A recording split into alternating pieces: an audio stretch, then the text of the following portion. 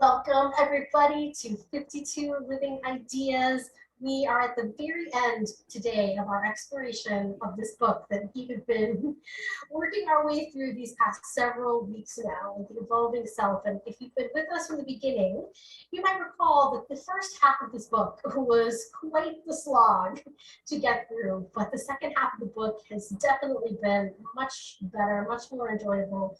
Lots of really interesting insights, and I really loved this final chapter. So I'm excited to dive in and explore everything. And then Maritza even has a special little surprise for us because she totally went down a rabbit hole from one of the footnotes in the book. And I learned something really interesting, I think, from this presentation that I wasn't even expecting from having just read the chapter.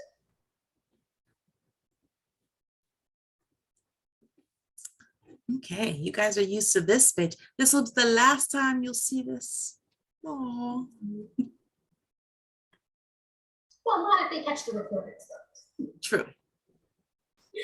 So here's just the slide we show every time to remind you all what the idea of this book is all about. It's a sequel, a continuation of Mihai Csikszentmihalyi MC's classic book on flow. This was a sequel that was written in the mid to late 90s, so a few years after that pivotal book came out.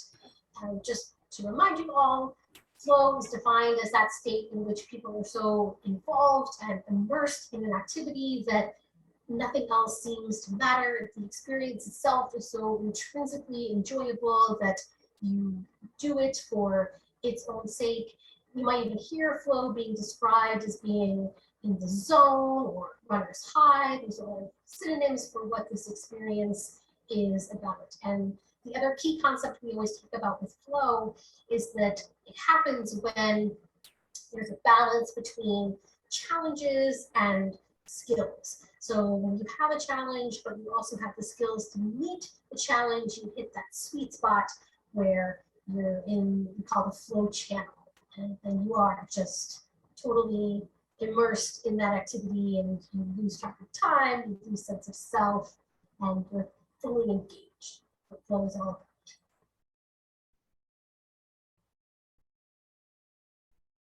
So for this final chapter, it's called The Fellowship of the Future. And I almost felt like we should have come dressed up as characters from The Lord of the Rings. I was totally thinking we could each, could have somebody be a hobbit and somebody be an elf. I don't know, that's not quite what MC was talking about here, but he does have some really valuable insights about how moving from just thinking about flow as an individual to individuals coming together as a society to form groups, to form what he calls fellowships, so that we can all progress evolution forward. That has been the idea of the whole book here. As it says here, how can we help steer the course of events in the direction of higher complexity? And higher complexity is part of what flow is all about. Flow is bringing order to consciousness, and it results for the individual in a more complex, unique self. And now we're taking that idea forward and saying, okay, once we have all of these complex selves, how can we come together in groups as a species and steer the course of evolution in a positive way? As he points out here, there is no one recipe for establishing a nucleus of social change, but he's going to put forward several interesting ideas for ways that we can make progress happen. He talks about just this first idea that it even starts with the individual. The individual has to work to improve their own self. But then he also points out that that's, though it's a first step, it's not quite enough, that we'll have so much more progress, and the way I see it, even a really beautiful spiral effect when individuals come together with a group with these common goals and values to improve. Did you want to even bring up Maritza here? Because you even saw like a really fascinating connection with the previous chapter that we just talked about. Yes, so here, these are all saying some of the quotes here are quotes from other people. They are referenced in the book. They're saying the same thing, basically, improve yourself. And that's the way things progress from in to without. This last quote is actually from chapter 9, but I posted it here because I felt that it was extremely relevant, and it's a fantastic tie-in to just about every chapter in the book.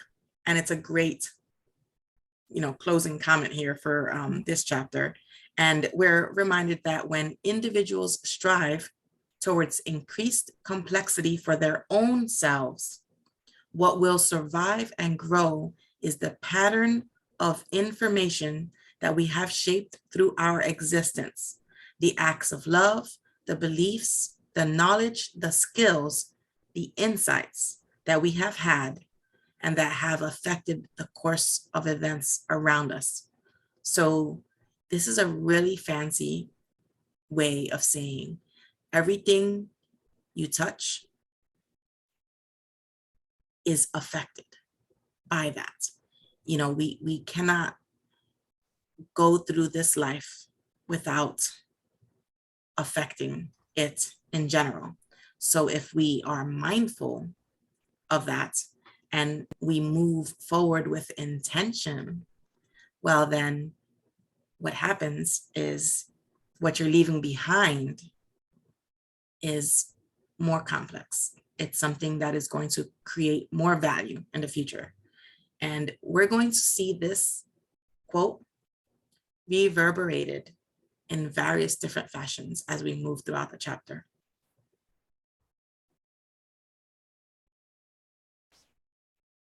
So now we're going to go forward and think about how to actually forge a fellowship. So the main point here, only a community of individuals sharing similar convictions can generate the feedback that confirms each individual's private belief. For this reason, we need to develop a community that shares a belief in the evolution of complexity. To face the third millennium with confidence, we must join together in a community of shared belief about the future. I want to say one of the things that I personally found fascinating about this chapter. MC wrote this, as I was saying, in the mid to late 90s. And just thinking about how much society has changed in that time with the development and proliferation of the internet and social media and all the platforms by which we're able to connect with other people, network with other people, form different groups and communities. In the book, he suggests that it's rather difficult to find like-minded individuals and form communities. And it's fascinating to me how technology has made it, in a sense, easier than ever to find people all around the world who perhaps share your beliefs and your values and start to form these small groups. For example, even what we're doing right here with 52 Living Ideas, bringing together people literally from anywhere who share this interest in growing in their knowledge and improving themselves and doing the deep dives in the books in these ways. And it's already a kind of fellowship that I see us forging in a way that I don't think MC could have ever envisioned back in the 90s. Right. I would like to point out to you here on this slide, the small little bullet that says to recognize that it is small groups who give history its peculiar texture does not mean endorsing this fact in every case. The reason I'm pointing this one out to you is because for those of you who have walked with us throughout all these many weeks and all these chapters, you may recall that we had a lively debate earlier on in the book about just this question, about the fact that if one looks at history, it appears that it is the odd individual who propels us forward, as opposed to it being a group or community. And we kind of struggled a little bit with that and trying to reconcile MC's belief that, you evolve through the community with this small fact. So now we get to see a little more clearly why it is he upholds that. And we're seeing here that in tandem with the first bullet that is telling us, it must be shared to become effective. Basically, he's saying if you become an absolutely great and brilliant person while you're locked inside the confines of a box and you never interact with anyone, you don't go online, you don't share anything, what are you improving? Who are you really improving? How do you know you've improved? We require feedback. We require interaction for improvement. How can you test what is truly a value of yours or what your morals are if you stay inside that box perpetually? That's basically what we're being told here, that it is first vitally important, yes, for us to improve ourselves. But if we never go further, we're missing a vital step in propelling ourselves, our community, evolution forward. That's what I'm hearing MC saying here.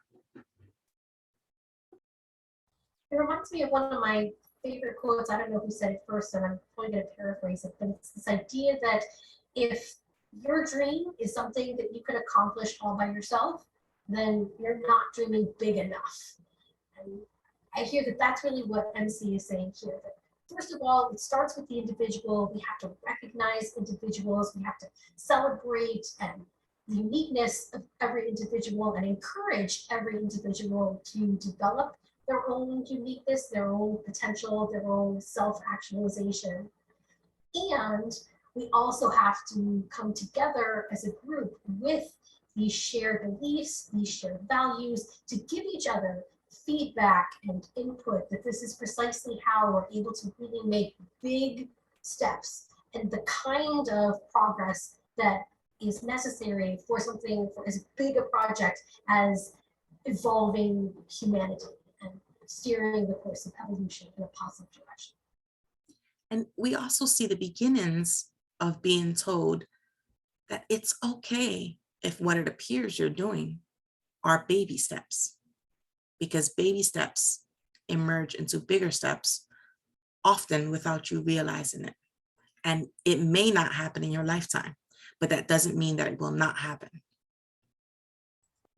That I think is a beautiful segue into the next section, where he brings us down to the very small step of cells, thinking about the social unit of a cell. As it says here, the complex social unit or cell is the ideal small group for face-to-face interaction and working towards a common goal, leveraging off of individual strengths. The purpose of this type of cell group would be to collect information, understand as much of the reality of a given situation as possible, and then take such action as promised to advance the cause of evolution. There's so much that I thought was really fascinating in this section. First, even just the analogy to a cell. When you think of what a cell is, we know that there are organisms that are just unicellular. A cell in and of itself can be a perfectly functioning organism. And simultaneously, we know that how evolution works is by cells joining together to create multicellular organisms. That's been the process of our evolutionary history. And I love how MC is kind of making that metaphor and that analogy for how we might think about how evolution can continue and how we can steer it. So he starts by even thinking about how can we start to form cells? What are the requirements for a fully functioning small unit that can be in itself its own organism, but then have that potential to join with other cells and create something much larger. And what he does here, something else I found fascinating, is he divides up, so he's got this idea now of the social organism, and he divides what's required here into 4 tasks, and he kind of divides it up theoretically between 4 people that you might want in your group, with the kinds of roles or responsibilities that each of the individuals would have to create this cell. And so just to quickly go over what these 4 tasks or functions are. The first one is about acquiring resources from the environment to keep members of the group alive. The second one was about coordinating its activities with other groups in pursuit of goals. The third one was about dividing resources and tasks within the group while maintaining harmony and cooperation. And the last one was about developing and maintaining values and beliefs that give the group hope, identity, and purpose. I just want to point out that these are all action tasks: acquire, coordinate, divide, develop. So what we're being told here is take action if you want to keep existing.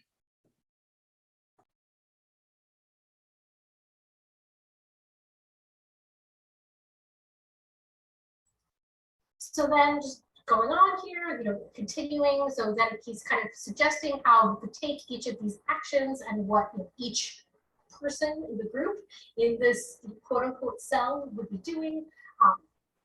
So the first person, this says here, would become specialized in assembling information about the economic conditions. So this is all about the economy. The second person would be focused on collecting information about political forces and network of politics. The second one's about. The third person is responsible for the internal organization of the group. And then the fourth person takes responsibility, takes action in terms of integrating the information. So economy, politics, internal organization, and integration of information. Of the different divisions are about.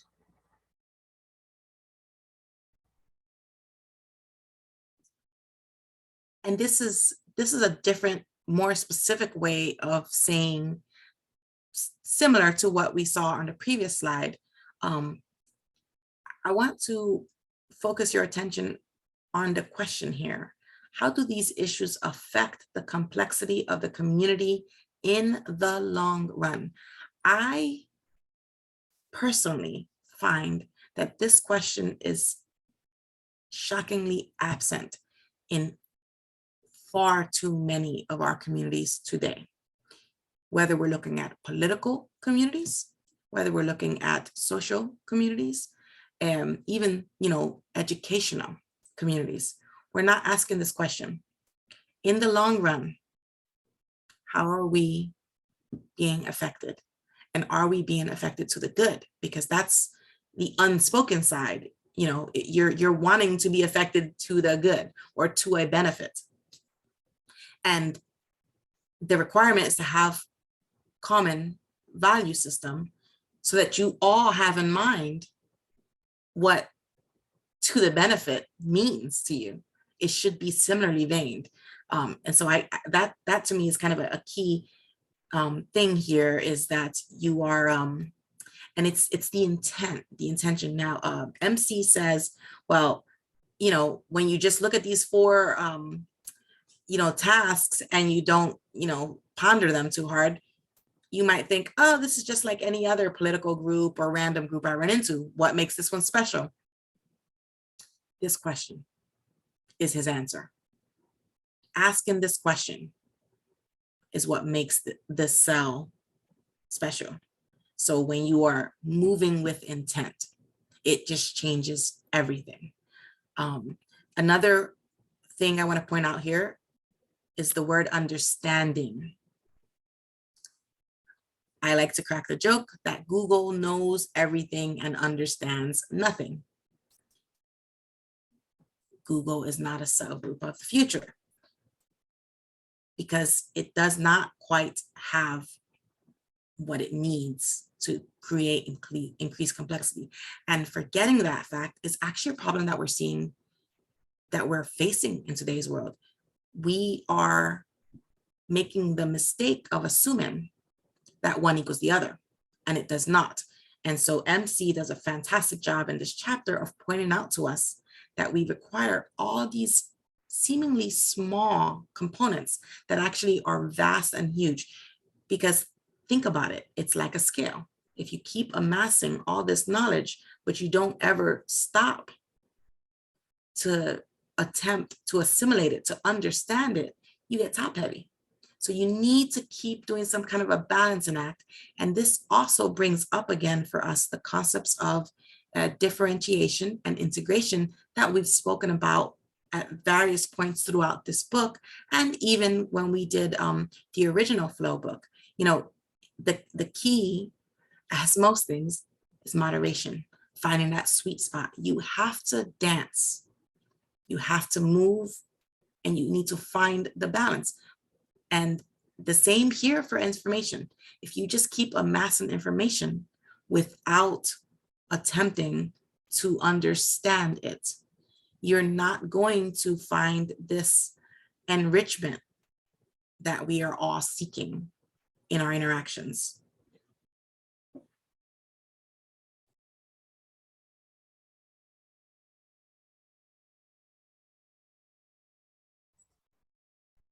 And so finally, we're going to talk about what he refers to here as a faith of the future.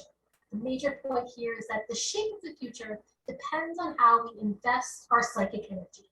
But there's no assurance that the complexity of the brain is destined to generate ever higher levels of differentiation and integration. Even though faith in evolution does not require belief in a foreordained outcome, it does require trust in the unknown.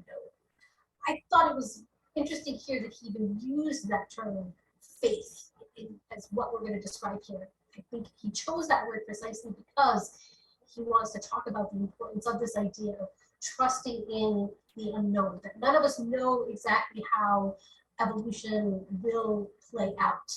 But we have to have that kind of trust that if we do the right things, that we will be moving forward. So this is right, there is no end to be found, no ultimate wisdom, just a slowly growing awareness that with time, wisdom becomes ever more rich and complex. There was so much in this section here. You know, it was almost near impossible to put it up in here. The you know, he's telling us that the faith in evolution is vital, and it's similarly vain to when one considers the concept of religion. Within a religious sector, we're being called upon to have faith in something that we cannot see, that we cannot truly know for a fact. We have to have faith that it exists. And we're told here that we have to have faith in evolution as well. And it's twofold I see here, because it's the idea of having in mind the fact that there is an evolutionary process and that we are on that path, whether or not we're thinking about it. We are part of that process. And then it's also the idea of the positive psychology of assuming that evolution is going up. That's the call to faith. Because as he says throughout this entire chapter, and he very strenuously says it here in many different ways. Actually, I could have written a whole second a page just on all the different ways he tells us there's no guarantee. That's what he's telling us.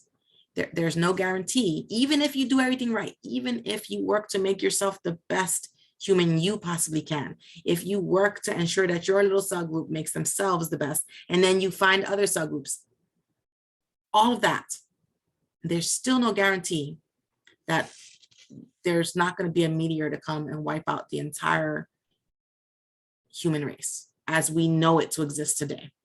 No guarantees in life. So it's similar to what we were told at the end of Flow book. You know, it's the whole idea of, you know, goals are not the most important thing. Make a goal. Basically, that's what he's saying to you here. You know, we have no guarantee that any of what we're doing is going to bear us fruits.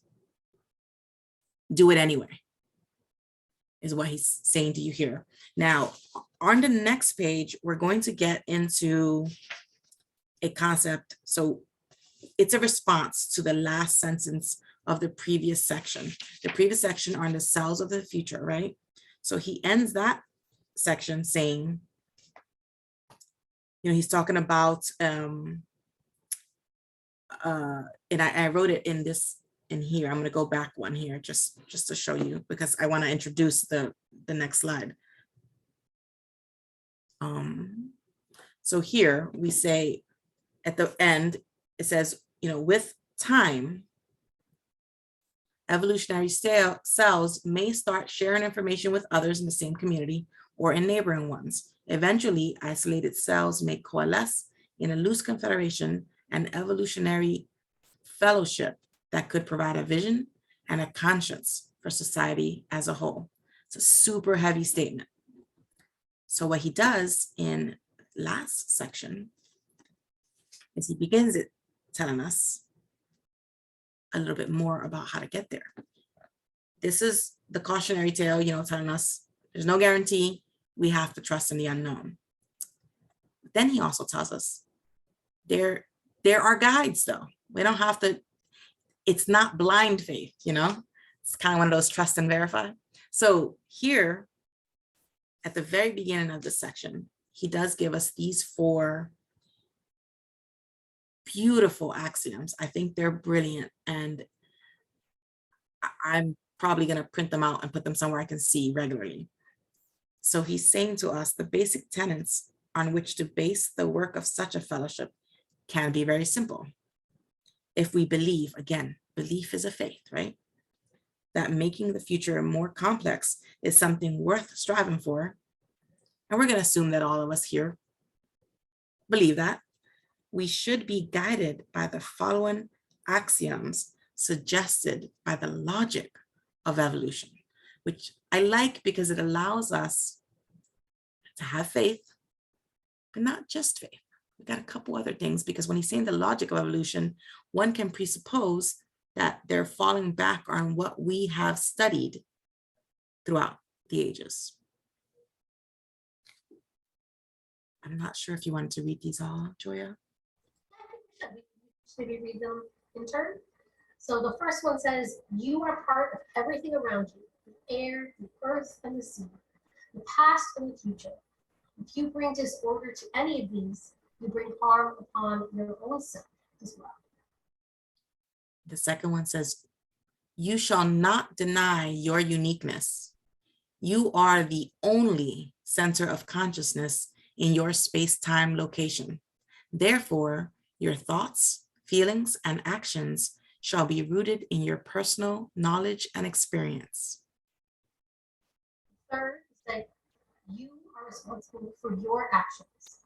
If you achieve control over your mind, your desires, and your actions, you are likely to increase order around you. If you let them be controlled by genes and needs, you are missing the opportunity to be yourself. And the last one tells us, you shall be more than what you are. The self is a creative construction. No one is ever complete and finished. It is what you will do in the future that determines who you are. Transcending the limits of a self-centered selfhood is the path of evolution. Really, I am going to post this in the comments, and I encourage you, print this out, read it. I find that this is a fascinating guiding. I may consider doing a discussion just on these axioms, because I think they're fascinating. And it's almost poetry. You could almost do it on Poetry Monday. That was my problem. Indeed. There's a kind of almost biblical resonance to it, to connect it with the idea of the faith of the future. And just it's the same way that the Bible almost has its own kind of poetic cadence to it. I thought this has a beautiful rhythm in poetry too as well. I agree. I feel like this is a fantastic way to end the chapter. These are just great. I couldn't create, and these, by the way, this one slide is the only slide I've created in our 2 books where this is verbatim from the book. Everything on here is a direct copy from the book. Most everything else is a paraphrase, but this one is the direct one for one. He put this down. I don't know if they come from something else. He does not say that. So I assume that these are his words.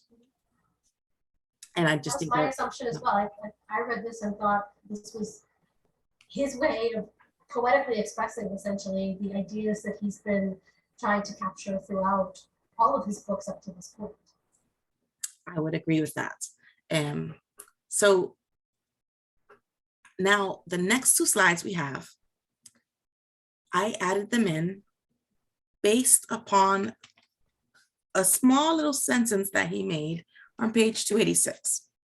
This is going to take us down a rabbit hole. I'm excited. Yes, a because I little didn't rabbit even- hole. I Right. did not pay attention to this footnote in the book. Yes. So, Now, it's I'll because be the notes are in the interested. back. He doesn't even have footnotes. Like you have to go searching for them in the back, and then they're like after the references. So on page 286, he says this tiny little statement about social systems. And he says, according to those who study social systems, every social organism must attend to 4 major tasks in order to keep existing. And we do go into those 4 major tasks, right? But what we don't do is question, where'd you get these from? He's telling us that he's relying on Talcott Parsons' general action system model. And he's talking about the agile model.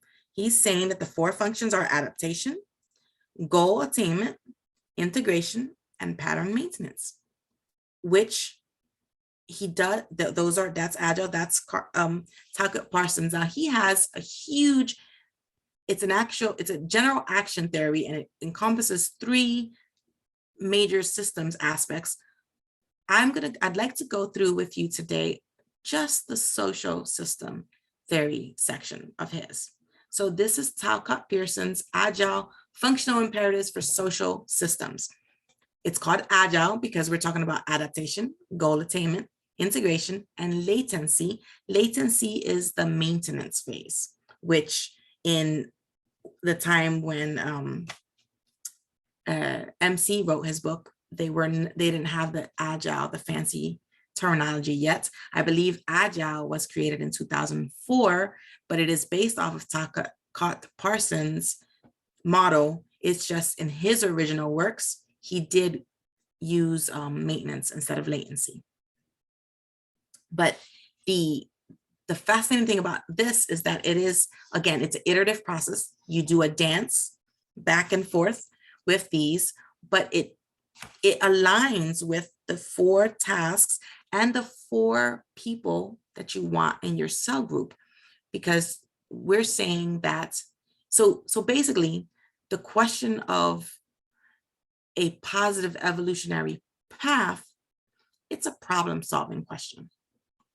So that's answered here from a social systems perspective in an action or like a call to action format, so we're told, you have to cope with external boundary conditions.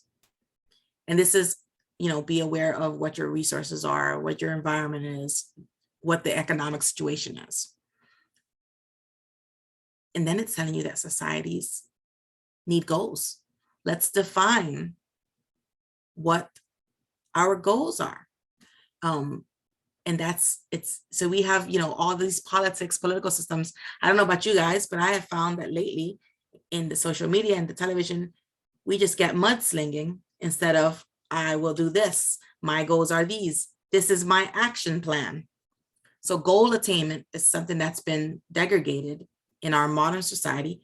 But as we see here, it's kind of a vital thing for social glue.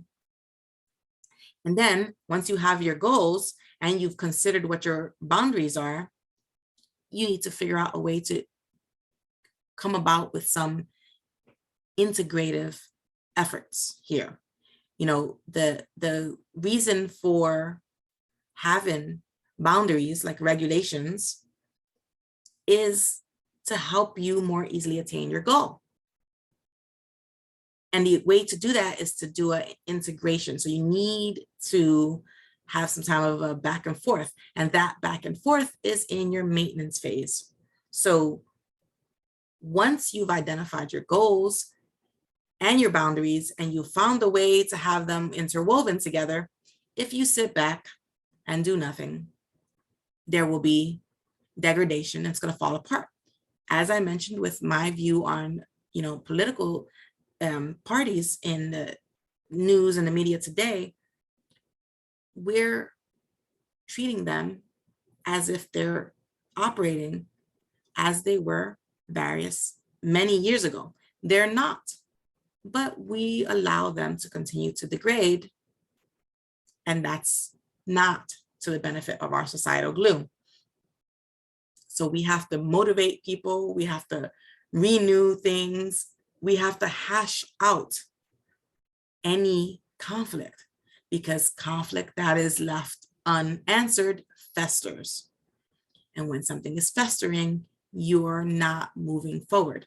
And that takes us back to our ultimate premise, which what we really want and we're always striving toward is that forward movement.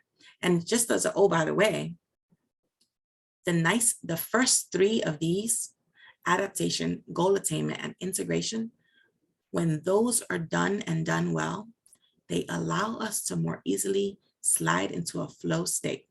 Because remember that you cannot enter flow if you've got too much stress. If you're worried, if you're anxious, you will not be in flow. These first three components allow us to let those things go. Because while we cannot account for all variables, the mind feels reassured at knowing that many things have been addressed. We can handle some unknown. We're used to some type of chaos. We cannot handle it all being unknown and it all being disordered. When there's some order, now we can let go and just flow, right? That's where I see this social systems action plan working for us. I have one last slide for you. It's a graph. This is a slightly prettier way, perhaps easier. I wanted to provide both because I acknowledge that some people are more visual, some people want the descriptor. And so I'm giving you guys both here. The nice, what I like about this here is that it's showing you different ways in which we do it. And interestingly enough, you can do all 4 steps within each step. And I think that's fascinating, the idea of doing them like that and look at it. And it really does show you how you can take a small cell group and explode it up and then back again. So you can look at this as each one of these blocks is one cell group. You can look at it as all 4 of them are one cell group. You could also look at it as each block, which within each block is yet another cell group. And that allows us to visually get what it is MC is telling us when he says, start small, incorporate into bigger things. And it's done in a way, this is, it's exponentially increasing. It can be exponentially increasing.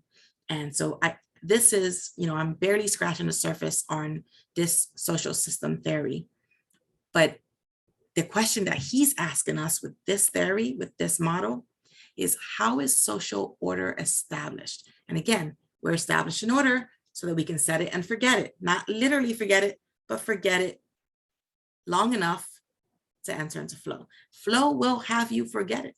So you don't even have to, but because remember, everything falls away, but you need to put yourself in a state where you can more easily slide there.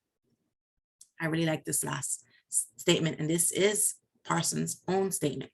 Social systems are based on interaction between actors, and there are 4 basic functions required to construct, maintain, or change a system.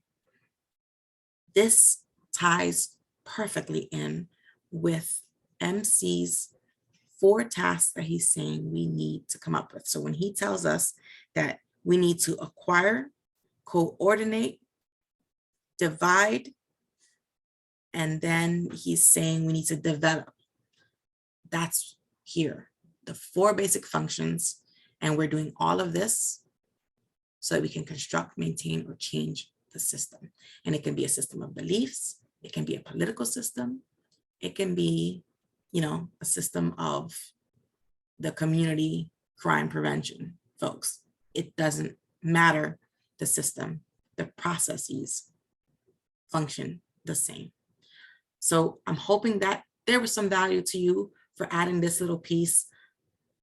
I will probably invite folks to consider Parsons a little more in depth in the future in other forums. But for now, just giving you a taste. And I'm just fascinated seeing the corollaries and how it really does fit in. And for me, I really appreciate seeing that it's not, so MC is looking at this from a positive psychology perspective, an evolutionary track.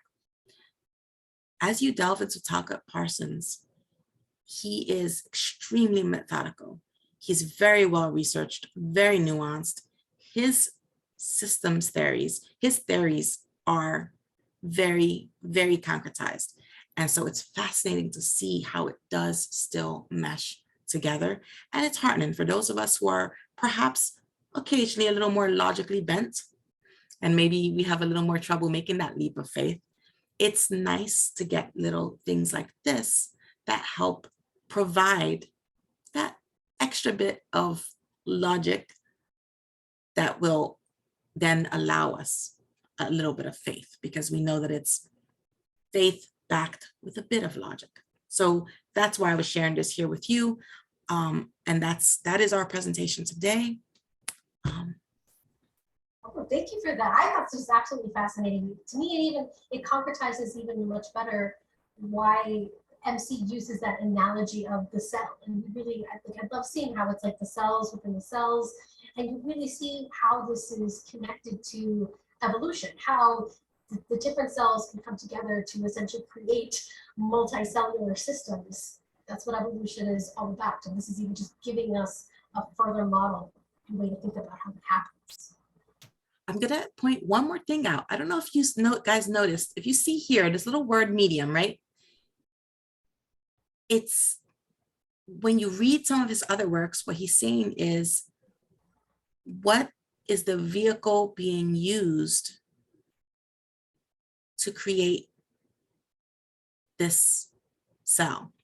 And it's fascinating to see that he, over here in the maintenance, your value commitments are the clay you're using. Influence is what you're using for integration, which really gave me pause. He looks at money as and now he's looking at this as a social thing.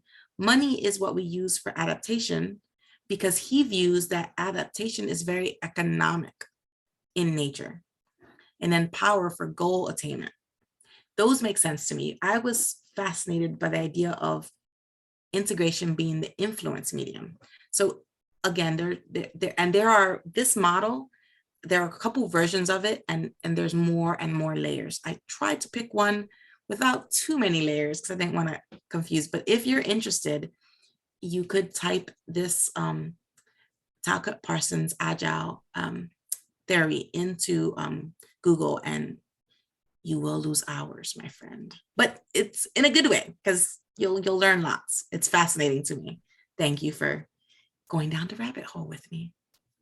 And I think that this it integrates with MC's whole point here. He was thinking about how do we integrate unique individuals and selves into a wider community, and that's what this is all about. We're going to integrate socially, and what's the mechanism for doing that? It's through influence. It's fascinating to me even how I feel that term influence has just become so much more prominent since 2004, which I guess when you mentioned that this was originally developed. And we have a whole category of people who are influencers now with the rise of social media and social networks. So the whole idea and the importance of being an influencer and thinking about how we create these global networks and connections of people is just, that much more enabled in our current society by the technologies that we've developed and that we are living with now in the 2020s.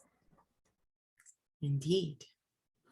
Well, that's all we've got, guys. I think this is the point where we have a really small group here, so I don't think there's even a need to break out rooms. I think we'll just open up the floor if anybody has any questions or wants to share any takeaways. Anyone who's been here for any of the previous sessions, this is our grand finale for this book here. So if there's anything even you wanted to question or share from any of the earlier chapters or just from this presentation, this is when Marissa and I get to shut up for a little bit because you've heard us talking for quite some time, and we get to turn it over to you and hear some of your thoughts if you would like to share.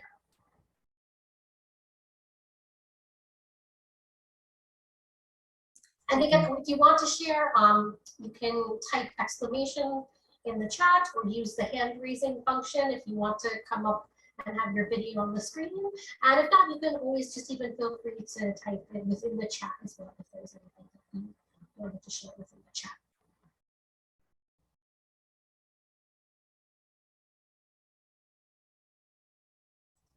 Well, when we waited for people, I'm curious, were you familiar with Talcott Parsons before this, or was this really just like a totally brand new rabbit hole that you went through from finding out? No, I was not. I was familiar. I mean, I'd heard Agile. I feel like everyone's heard of Agile, but you kind of think of it as like I had thought that it was like a new agey business model.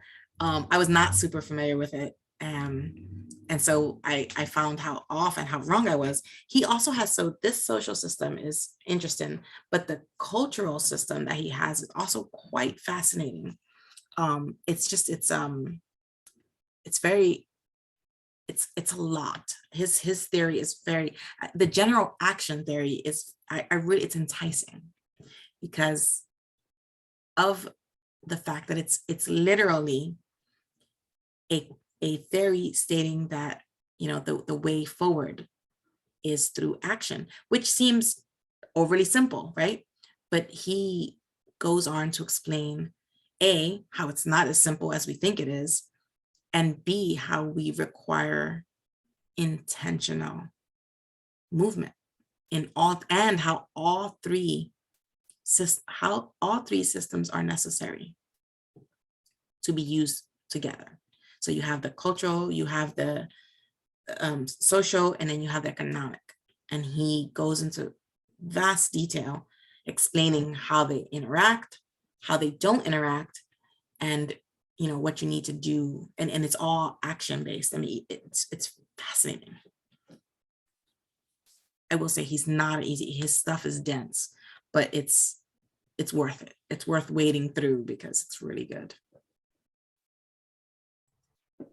As we conclude, can you maybe go back to the slide from the last part of MC's presentation and those 4 tenets, the poetry that. Yes, I can do that.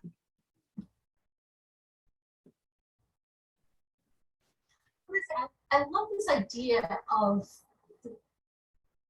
this is an idea I feel patterns that I see, and these are ideas that we see come up again and again throughout the positive psychology and the humanistic psychology. We see this in MC, it's in Abraham Maslow and Carl Rogers, and all of those people who are really kind of Seligman, all of those psychologists who've really been kind of focused on thinking about psychology from the perspective of not how do we just deal with disease and problems, but how do we think about what is the potential of human beings. Even Viktor Frankl, who we've mentioned in other sessions, resonates with this. This is beautiful idea of both the self and the transcendence of the self, which we've been talking about the whole time here, thinking about, you know, improving the self and also improving society as a whole. And I love, you can just know the way that it gets expressed in all of these different 4 tenets, that you see how people kind of go wrong because they want one or the other, and where really it is this beautifully integrated and unified thing, that if you focus only on the self, then you're sort of missing out on the transcendence. And people go wrong with the transcendence as well because you can get lost there and then lose the value of the unique self. And so what I love here is that we have kind of both the transcendence, but the transcendence is not a diminishment or loss of the self. The transcendence includes the self-actualization of the self. And I mean, and that's exactly, I think, what obviously Abraham Maslow, like always said, he was one who came up with that phrase self-actualization. And then, beyond that, what we don't see in the pyramid that we usually see was his ideas of self-transcendence, and he really saw those as being parallel. That was the goal for what human beings ought to strive for in life. And so it's beautiful to have it, to see these same ideas expressed in a different way. And there really is just a beautiful poetry to the way that MC put it with his 4 tenets here. Yes, I agree. And I really like that he calls them axioms.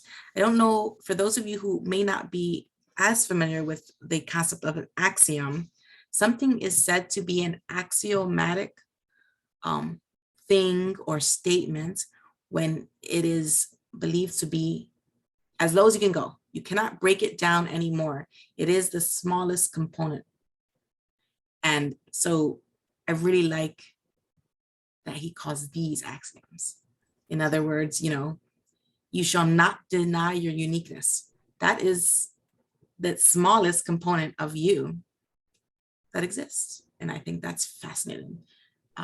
So I really like that use of the word axiom here. I was going to say, I always think of that term axioms in the context of mathematics and logic. So again, it's that combination of the logic and the mathematics with that, perhaps more religious, spiritual sense of what are we here for?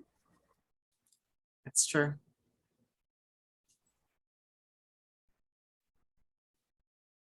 Any last thoughts then that you want to share, Maritza, or anyone else? Or, I mean, this was even a short chapter, but I think there was a beauty in the simplicity. So again, thinking about, that both and approach of, we want to integrate things. We want to integrate complexity and simplicity. So MC has been all about complexity. We know that's been the goal, even of flow with individuals, and now we're seeing flow in terms of societies and revolutions, that the goal that we've been striving for is higher and higher complexity. But beyond complexity is simplicity. So much of wisdom is taking the complexity that surrounds us and being able to express it in simple terms, which is something I think he even does by kind of bringing it into just these 4 axioms and into just a short, simple chapter that sums everything up. So in a way, it's almost a perfect way to end this book, as we're striving for greater complexity to ultimately bring it back to this was simplicity.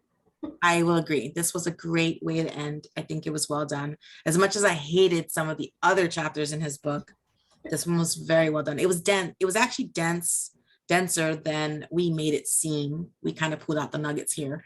I will say that I would be interested in perhaps having a follow-on discussion where we pull out, and I don't know if I'm just throwing this on the table, Joya, where we were pull out certain concepts and just kind of maybe look at them not from the perspective of the book, but from the perspective of our day-to-day. I think that would be an interesting or fun thought experiment. It might be something where we could speak with Shrikant, and maybe it's a matter of speaking with him, and we can try to do something in the the new format he's been looking at, where he takes a couple questions and he goes through. It's just different ways of kind of looking at a topic. It might be interesting to do.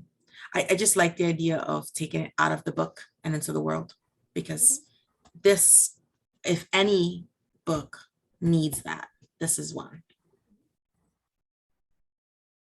Just a thought.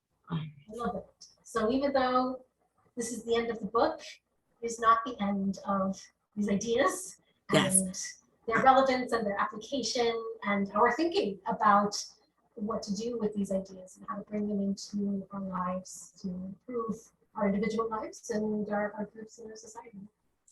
Yeah, we're going to bring you guys, we'll get the gang back together to talk about more concepts of flow, flow in our lives, maybe other people who have explored and experimented with flow, and how it works. I mean, because I will say that this, learning about Talcott Parsons makes me realize that if you look for it, these statements, these comments are interwoven in other things. And what I'm getting out of what I got so sharply here in this last 5 chapters of this book is that many of the methodologies that MC is suggesting to us are quite reminiscent of systems theories in general. And it seems almost like that's almost a contradiction, but I could see it. It's the idea of bringing some order to a chaos. It's there. So I mean, that has kind of been his whole point with what flow is and does, is that it brings order to consciousness. That was sort of the point of the flow book. And now in this book, we're kind of even extending that idea of going from flow and order to consciousness to kind of bringing that order to the otherwise perhaps chaotic process of evolution. Absolutely. And I will say, it's also, if any of you has read the book, The Design Way by Harold Nelson and Eric Stolterman, it's fascinating. I see corollaries. It's really interesting. Maybe that might even be our first way to pull the ideas out of the book, is to maybe take some of the ideas from this book in the Design Way, and even just maybe start to think about how those ideas speak to each other. I like it. Yes, so stay tuned, guys. We're gonna come up with some other stuff. Hopefully we'll get more of the folks who have followed us throughout. But if not, we will have fun with whoever shows up. And so there this they can always catch the recording. Say again? They can always catch the recording. Indeed. I'm gonna post these basic tenets. I will post them in the comments just for those who were not able to make it here today for us, because I just think that everyone needs to see these, and so I will post that for everyone. At the end of this chapter, there weren't as many questions as he usually has, but I really do like the last thing that he asks us to contemplate together.